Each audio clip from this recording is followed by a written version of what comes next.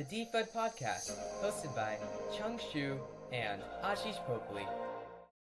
Hello and welcome to the De-FUD Podcast. In this episode, I have the pleasure of joining Sandy Dunn and our new host Chang from Basis Adventures into this topic of AI security. Before we go further, I think it's important to introduce an illustrious career that Sandy has had in security, with over 20 years in experience in security itself and more lately being a champion in OWASP AI security chapters. She's done some phenomenal work on thinking about AI security, thinking about the threat landscape, and currently working at a security vendor called SPLX, which recently became very popular for their pioneering work in demonstrating how insecure ChatGPT 5 was, their latest release. I That thing caught my attention, and then very recently I happened to be in a meetup where Sandy was also present, so I could not resist myself and ask her to let's jump on the show and try to talk about what she's doing and what I'm learning and so on and so forth. So welcome, Sandy. Great to be here. Thanks for inviting me. Awesome.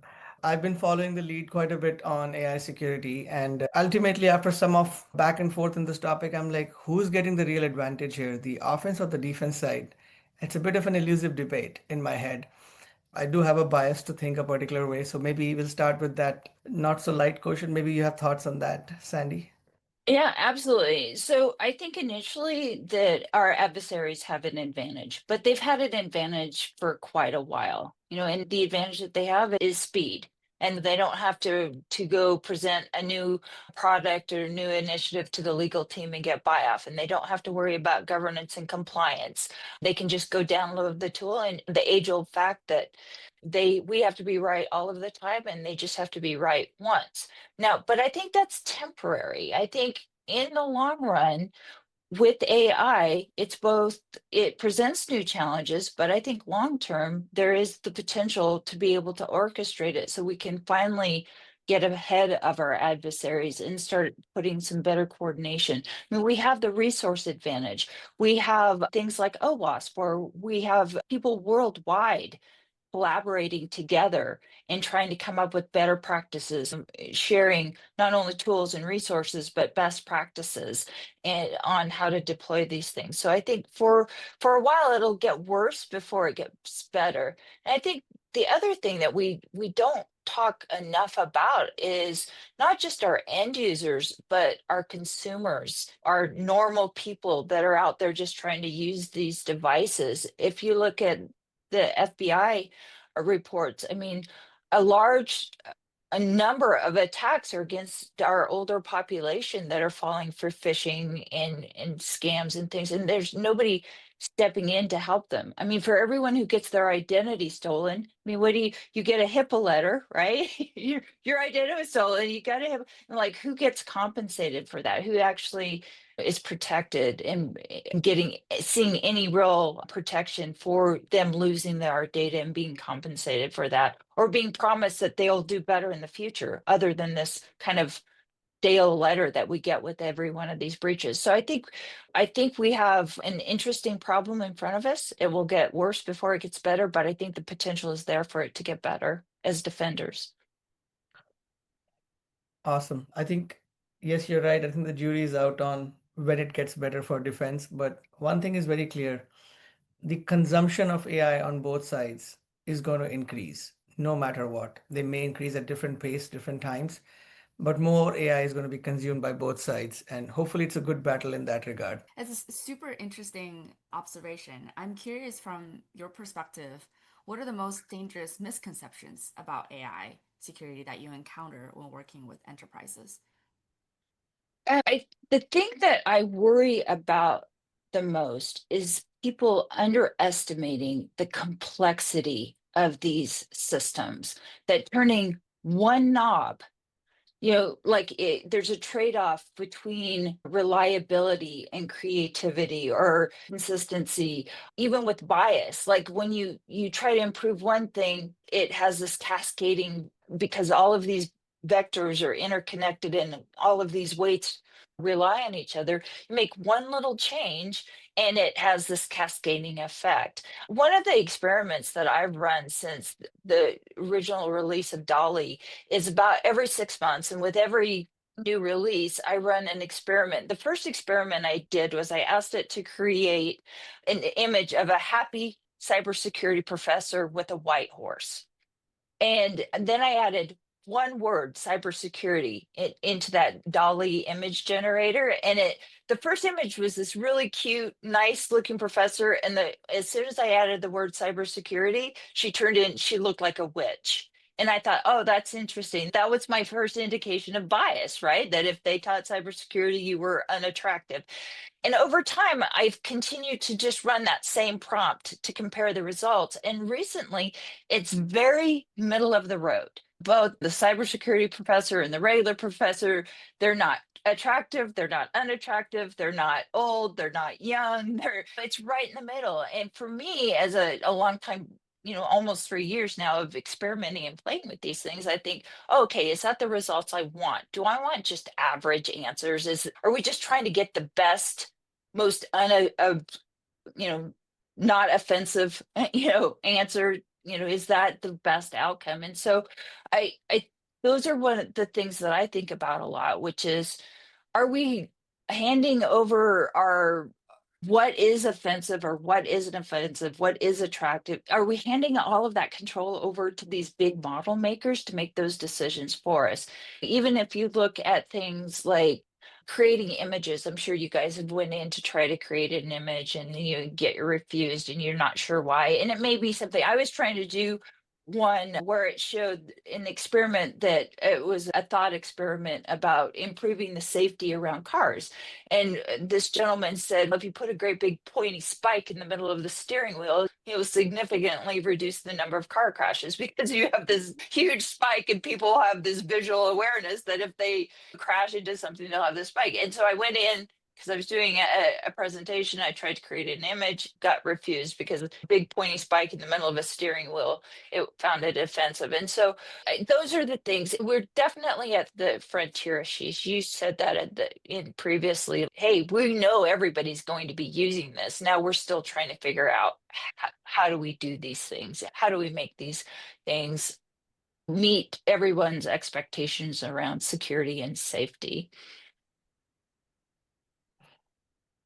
Yeah, so maybe given a lot of hands-on work that you do with these things, and especially at SPLX, what's the latest top of your mind in terms of like things that you feel like are very researchy in nature and could take some time to become mainstream, and things that are like there's no more research about this is happening live in real environments, like what's actually real versus yes, it's possible, cost is too high, so there's really you can have theoretically great important harmful things, but if the cost is too high, nobody's doing it. Like, so how do we separate these two segments where low cost, high impact, let's talk about that, versus high cost, high impact? Like, what is low cost and high impact that you're observing? I think your question is generated specifically on AI specific type attacks, right, Ashish? And I will tell you, I go out and look at the AI incident databases and I look at the different research that's going on, the research reports from OpenAI, from Anthropic, from Google. As much as we see all of this research around the potential for prompt injection is a serious problem. It absolutely is. And it's not, there's no reliable way to solve it. But are our adversaries necessarily going that direction yet? Limited cases. Right now, and not because it's not available. As soon as we tighten up everything else, I think they'll always go to what's the least amount of effort to get the result, right? And right now, with the ability to do so much research, scanning, you'll see 0 days now. The number of days to exploit a 0 day has went from, it used to, once a 0 day was discovered, the time to patch, you had a number of months before it was actively exploited. I think they have that down to like 24 hours now for some of these. I think that our adversaries right now are using them for recon, they're using them for vulnerability research, they're using them for code conversion, being able to actually code things at a low level that really took a level of expertise and knowledge that was pretty difficult to find. I think those advanced attacks are coming. They just don't have to go there right now. Yeah, so I'm kind of in the same boat as you, Sandy. Just rephrasing what I'm hearing from you, making sure we're sort of talking about the same thing. Attacking the model may seem sexy and lucrative, but Yeah. using the model for doing traditional attacks is sexier in that sense. It's actually Or more easier. easier, yeah, because it's lower cost, high impact. And it kind of goes back to this phenomena of AI is here to help previous workflows, not create new workflows yet. In the sense that my previous workflow was to recon, to exploit, to build, to generate code, and all of that good stuff, that seven-step attack kill chain. What is Yeah. the automation I can do in that step so I can compress my attack cycle? And because it's an existing workflow, we understand it. Versus when you're creating a model again to automate a workflow, then you are trying to attack that workflow which was enabled by the model. A very different story. Like I think the adoption of AI is not to the point where there's enough rich attack surface for attackers to go after attacking attack AI models. The time will come. But today the AI is being used mostly to automate existing workflows, which were traditional AppSec, traditional vulnerability management, traditional infrastructure security. I think that's where I feel that the buck is. And then maybe in that light, what is it that we should be concerned about specifically? I think you mentioned 0 days, maybe a little bit more on that would help. What specific previous workflows that were hard are now becoming very easy? And what is the real evidence in terms of their usage? Where should we read about this? Where should we learn about this as audience here? Well, I think the evidence, what we're seeing is if you look at the news for today, the two, the big announcements were the NPM attacks, the supply chain attacks, right? And then CrowdStrike. I mean, here's a tool that is built for our defenses that was compromised in an NPM attack. And so supply chains, like and this is the age-old problem, right? Like the Lego nature of all code, which it's a whole bunch of packages, that you remember trying to patch for log4j when that came out. Like it wasn't like you just say push out one patch that went and updated all your log4j instances. What you found was in third and fourth layers level of code, it was very difficult to find. So as much as we provide guidance around, and I've said it, I wrote an article on it today, asset management. Well, first you have to define, asset is your entire supply chain. So, what's your process for sanitizing where people get code? How are you managing that for your developers? How are you making sure that they're downloading from the right sites with the right packages, using the right things that have been scanned or the up-to-date versions that don't have any backdoors in them? And then how are you tracking all of that? It's easy to say, but it's very difficult to do. What are the hardest things to get right when building an AI security posture management program? I think it comes down to what are we trying to do? Almost have to take a step back. KPMG actually had some really good podcasts on the building the AI enabled business, which is the one thing that I see frequently is people just kind of, you have this really broken digital infrastructure that has all of this really bad stuff in it, and then they throw AI on top of it. It's like, no, like that, it's like lighting a match in a gasoline factory. I mean, you're only going to make things worse. So you really have to take a step back and say, okay, what's our business objectives? What are our business value workflows? How have those been digitized? Do we have that? Have we enabled digital transformation? And then how do we improve that process? So AI, at one level, it's just ones and zeros. It's just software. But the big difference between traditional cybersecurity is, as a CISO, you gave these binary numbers to each saying, here's how many identities we have. Here's where we went in and did our verified that people had the right access rights. This is how much SQL injection. Here's our website. Here's what we scanned. Here's what we found. Here's what we remediated. With AI, you absolutely, because the attack surface is so huge, you mathematically can't do all of the governance things. Like it's as much as people talk about being able to do AI governance. It's mathematically impossible to do it at the core level and understand absolutely everything and have the time and resources to be able to do that. It's mathematically impossible. So now you've moved into the statistical realm.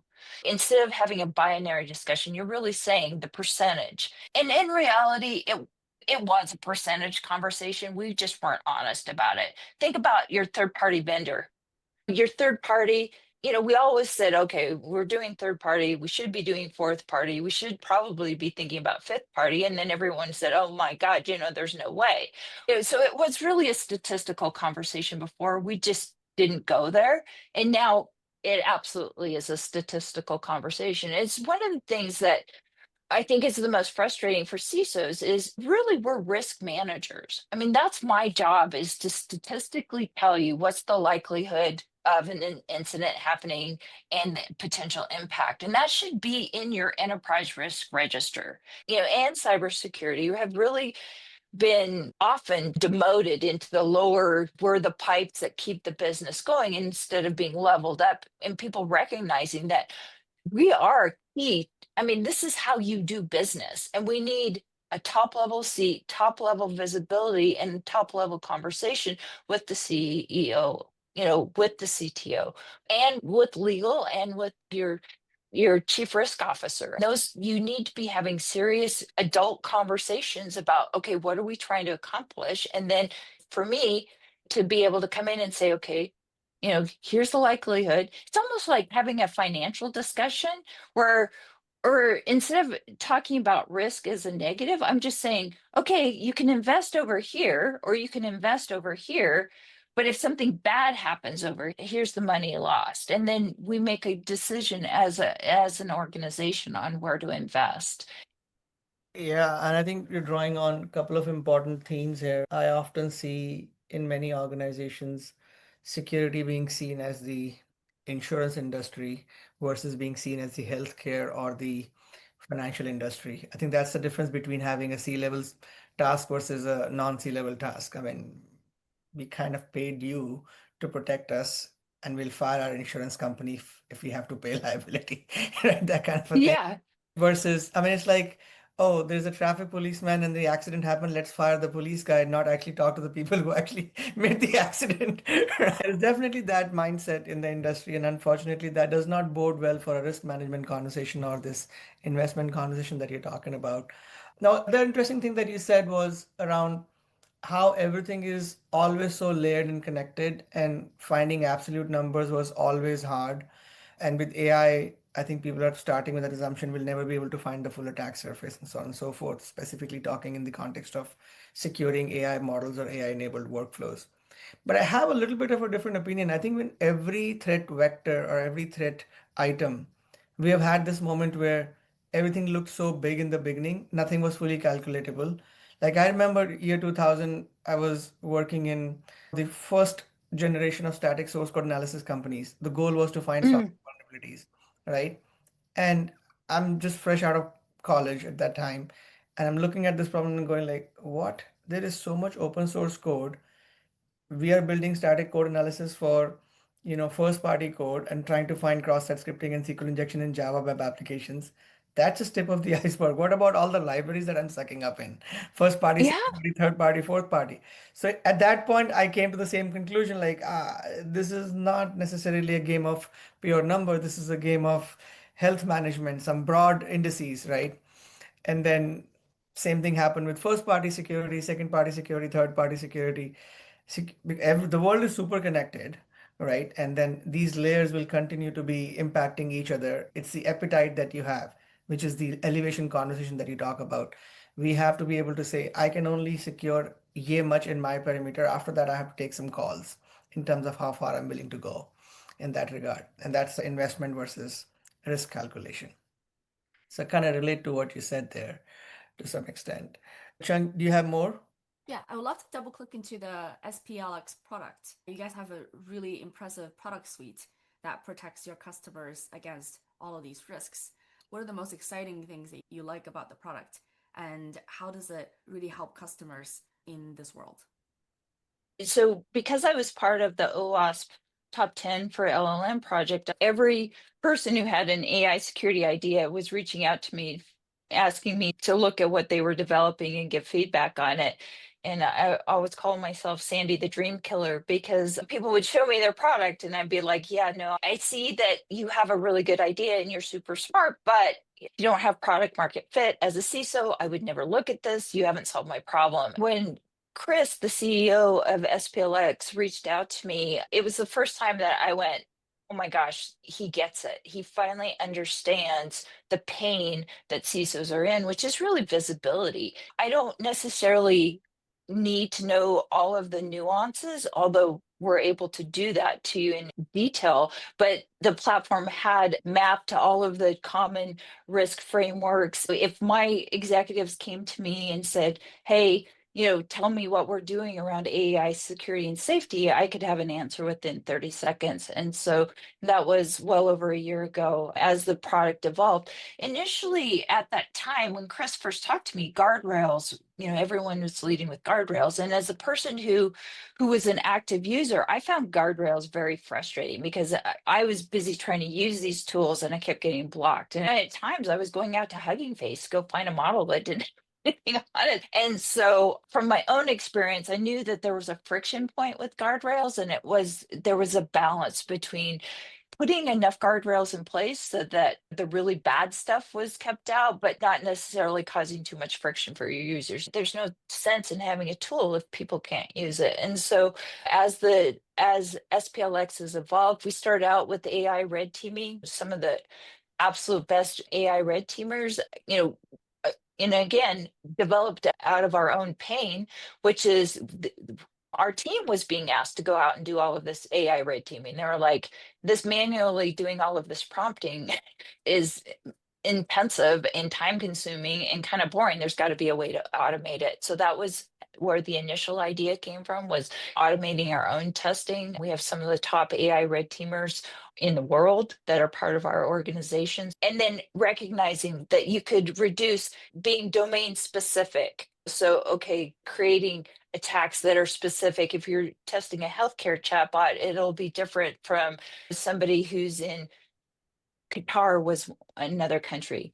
Bias in Qatar is different than bias in the United States, and understanding that context was king. And so to actually be able to do good AI red teaming, it was important to be automated, but you had to automate it within context. And so we now have the guardrails, logging, being able to monitor both in runtime as well as being able to see the logs after an event. So then again, you can take all of that knowledge and actually translate that into your SIM. So if you're seeing any kind of automated attacks against your system, you can flag on it. So it was really trying to understand the challenge of actually enabling AI, which I'm definitely very pro AI, but how do I do that and not cause more harm to my organization?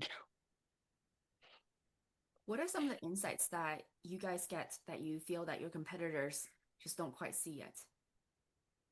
I would say that the multi-turn attacks, here's an interesting example. One of our customers came to us and said, okay, we're deploying this internally.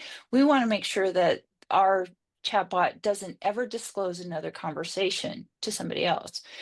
So we tested it, but we had to test it 200 times. So that's another unique aspect of AI, which before, if you were doing QA testing, you had, okay, here's what we tested, here's an expected outcome. And as soon as you got your expected outcome, you passed the test. Anything that wasn't the expected outcome failed. So with non-deterministic systems, you can run the same prompt 5 times, 10 times. In this case, we ran it 200 times. So for an organization, again, you're back to that statistical analysis. How many times are you going to run a prompt before you say, okay, we passed, that we've met our expectations around safety and security? Yeah, so I think you mentioned visibility, AI red teaming, automating AI red teaming, and some of the thoughts that I've been having recently around the deterministic and non-deterministic nature, as well as this spread that you get with a system like this, is like, you know, we're all aware of how networking ports work and how firewalls work. So you have 0 to 8500, and The goal here is to figure out which of the range is now currently open and do the recon on that, and then ultimately write a firewall rule to plug that one if it's not a valid business case, right? So it's like somebody just did not configure it right. You're just finding the hole into it. The multi-turn attacks and so on and so forth. It's kind of like that. You keep probing until you find, and it's just still unclear how much probe you do because the range is not fixed. It's not 0 to 8500. The range is so large. Like you just have to time bound your assessment almost to the point where you can say, that's how much somebody would go after if I was business value blah. And so I need to limit my things. How do you balance this need for testing and the amount of effort you put in to find the perfect balance of visibility versus patching your thing versus detecting in runtime when your guardrail was not sufficient? Like, what's the current thought process? So for many of the successful attacks, if you look at Pliny the prompter or anything from the BT6 teams, like the prompts that they're doing, they're pretty heavy. I mean, they're saying and doing a lot of things to actually get the responses that they want. Again, none of this is simple, but they're using obscure languages. They're doing conversion. They're putting it into images. And so that's why the runtime is so important, because if you see someone trying to prompt in Navajo, that's not a normal behavior. And so you can flag on that. It's finding tuning for, again, keeping out the known bad.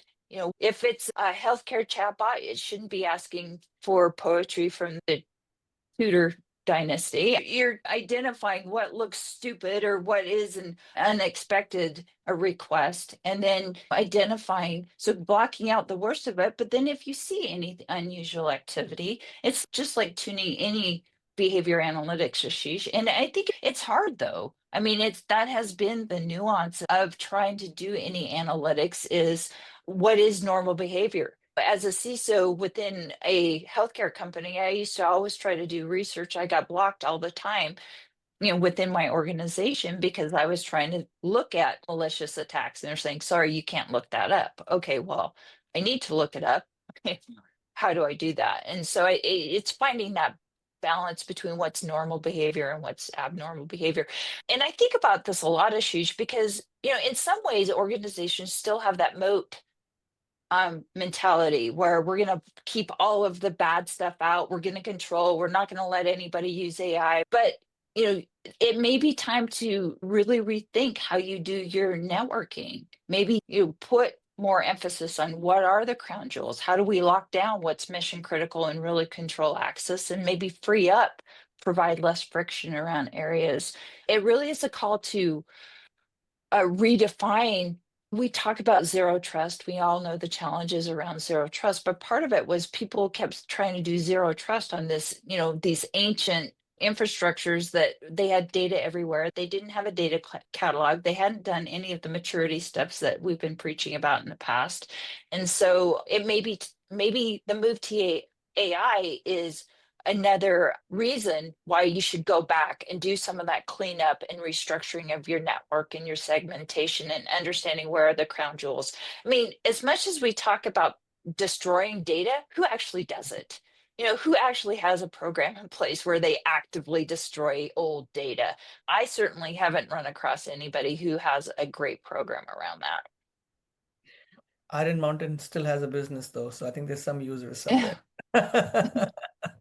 So I think I relate to your narrative quite a bit. In summary, I think the identify, prevent, detect, response spectrum has stood the test of time, and it's no different for AI security. We still have to identify visibility, prevent, patch by testing, you know. Resilience. Yeah.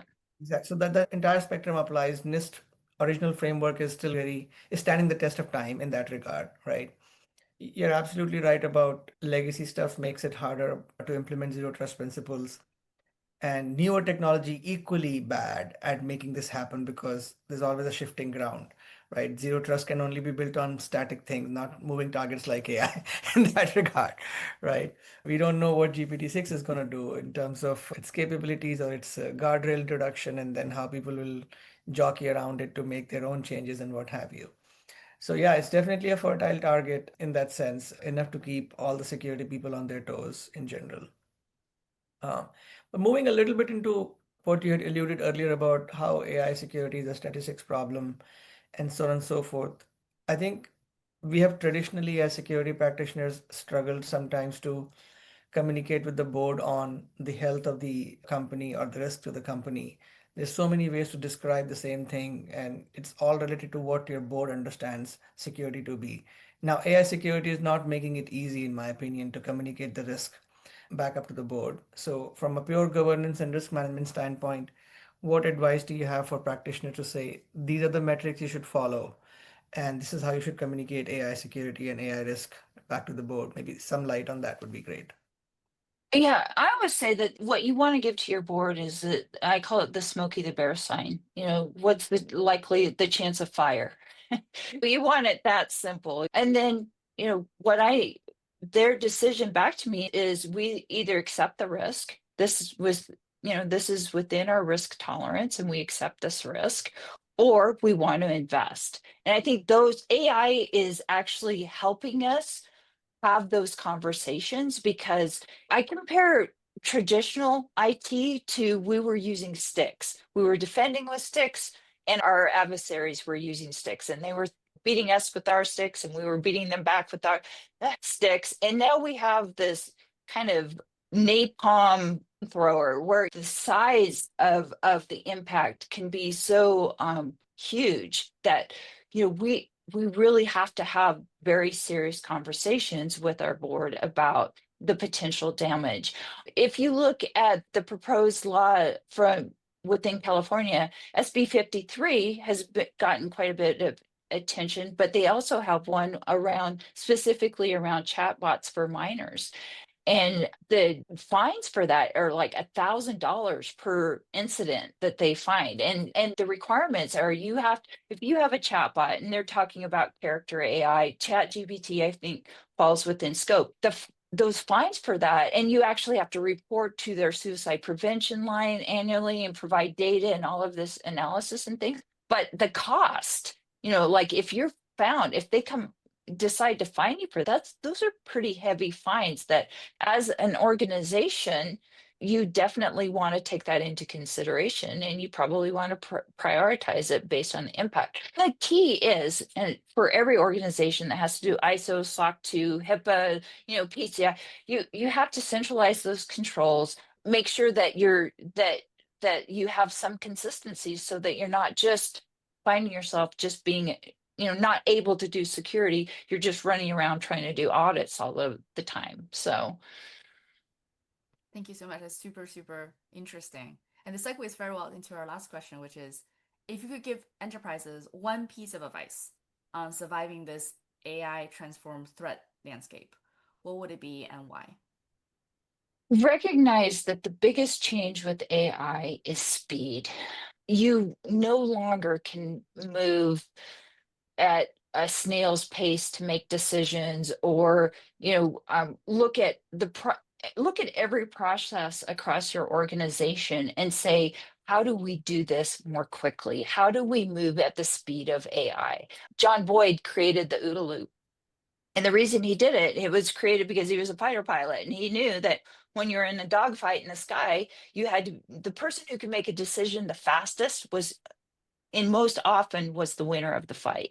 And so being able to make decisions and then, move forward, make a decision, observe, orient, decide, and act, and keep following that loop, and just recognize that speed is the most important thing that you need to be able to evolve into this AI world. Thank you so much, Sandy. This has been an incredible conversation, and thank you for sharing all of your words of wisdom. Thank you, everyone, for listening to the De-FUD podcast. Signing off.